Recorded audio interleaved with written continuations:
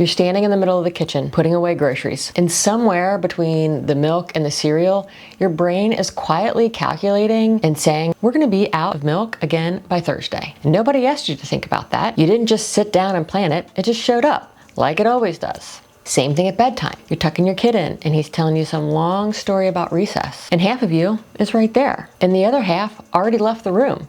It's in tomorrow morning, checking if you laid out his clothes. And later, you're on the couch. You're watching a show with your partner, right?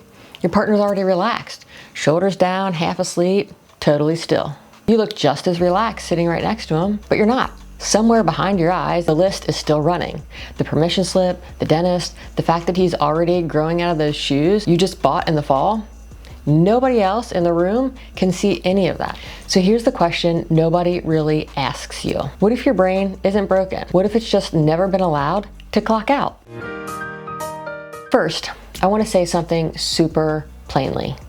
You are not an overthinker. I know that's a label that's been handed to you by other people and probably by yourself at midnight when your brain won't stop. But let's actually look at what's happening in those 3 moments that we just talked about a minute ago, because I don't think it's overthinking at all. Remember the milk? You didn't just notice it was low. You did the math. You know how fast your family goes through it. You know what day it usually runs out. You already moved Thursday onto a mental list without writing anything down, without anyone asking you to. That's not overthinking, that's tracking. That's a small piece of the real work your brain just did for free that nobody clocked you in for. Now think about bedtime. When you were distracted, you weren't distracted because you didn't care. You were half in the room and half in tomorrow morning because somebody has to be the one making sure that the clothes are laid out, that the clothes fit, that the backpacks are by the door, and that lunch is packed. And if you don't hold that, in a lot of houses, nobody does. So even during the one soft, quiet minute of your whole day, part of you is still on duty. And the couch at night, same thing. This one's the one that gets me. You looked exactly as relaxed as your partner. Same couch, same show, but he's actually relaxed. And you're performing it, while the list keeps running behind your eyes that he had no idea even existed. And that's the part almost nobody talks about. The load doesn't just exhaust you, it's invisible, even to the people sitting 3 feet away from you. And here's what I want you to really hear. None of that is anxiety. None of that is you being too much or too much in your head or overthinking. That's a job. A real one. It just happens to be a job nobody sees, nobody assigned, and nobody pays you for.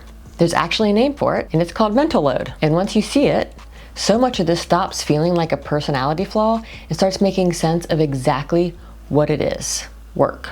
Here's the one thing that I want you to walk away with today. You're not overthinking. You're the only one that's keeping track. Now, here's why seeing this actually changes something. Once you can name the mental load instead of blaming yourself for it, here's what starts to shift. The same 3 moments from before, but different. Picture the milk again. You still notice it's low, but it doesn't turn into 5 more silent decisions stacking on top of it. You jot it down for 2 seconds and it's out of your head instead of running in the background the entire week. For a second, you actually feel the difference. Your shoulders drop a little because nothing new is quietly just stacking up behind it. It's small, but it's the first time in a while your head feels like it's keeping up with you instead of the other way around. And underneath all of that, you feel something you haven't felt in a while. Like there's actually a light at the end of the tunnel. Like maybe this doesn't have to take so much time and so much energy as you always thought it would. Now go back to that bedtime example. You're tucking in your kid, and this time you're actually there for the whole story. Not just half listening while a million tabs are running through your brain that are staying open for tomorrow.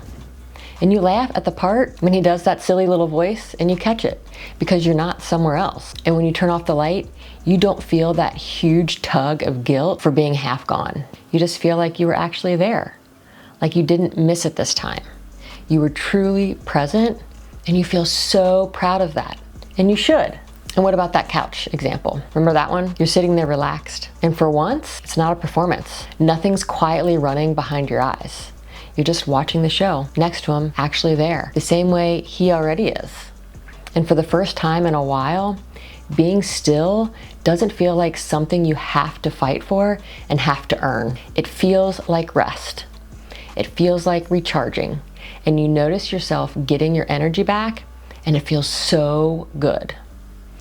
That's not a fantasy version of your life. That's just what it feels like once some of that invisible tracking finally gets to be set down instead of carrying it silently all day, every day.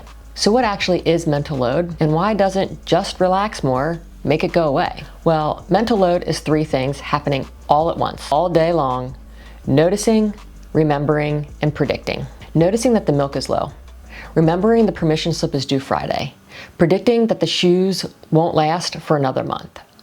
Here's the part that trips people up. Doing a task and carrying the load are not the same thing.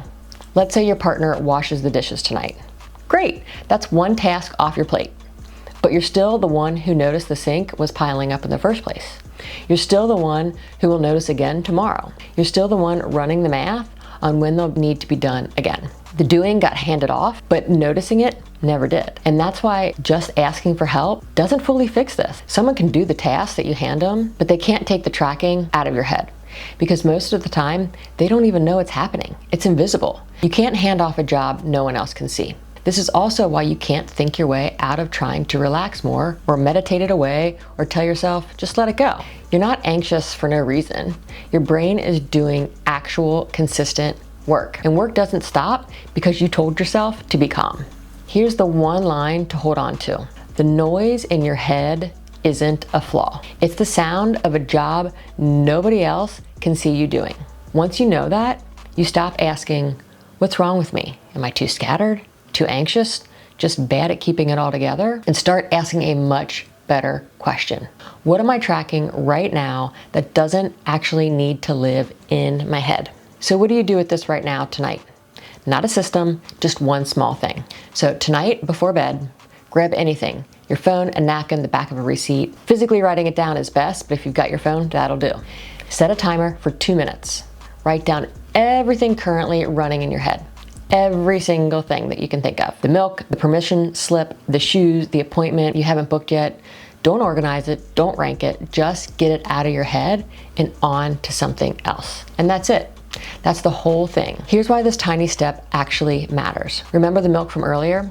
How your brain quietly did the math on when you'd run out without even asking it to? Well, that happens because right now your head is the only place any of this lives. It's where you think, and it's also where you're storing every single thing you have to remember, all at the same time. So no wonder it never shuts off. But once something has a place to live outside of your head, even if it's just written on a napkin, your brain doesn't have to keep quietly running that same math over and over and over. It can finally let it go because it's not the only place holding on to it anymore. And that's the first real relief most moms feel in months. Not because the problem is solved, because for once, the list is somewhere your brain can actually see too, instead of carrying it alone. So let's bring this all together. You are not an overthinker. You are not too anxious. You're not too much. You've been carrying real, invisible work. Noticing, remembering, predicting for everyone and everything all day. And nobody ever called it a job. So it never felt like one that you could put down. So tonight, all I want you to do is get it out of your head. 2 minutes, write it all down.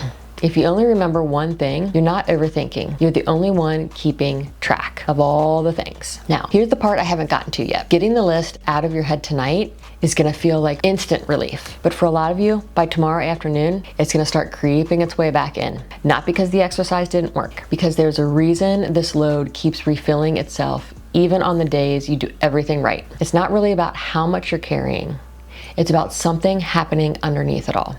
Something almost nobody explains clearly, and once you see it, a lot of your exhaustion is finally going to make sense. And that's exactly what the next video is about. I'm not going to ask you to download anything or book a call today. Just like or subscribe, share if you feel like this is valuable.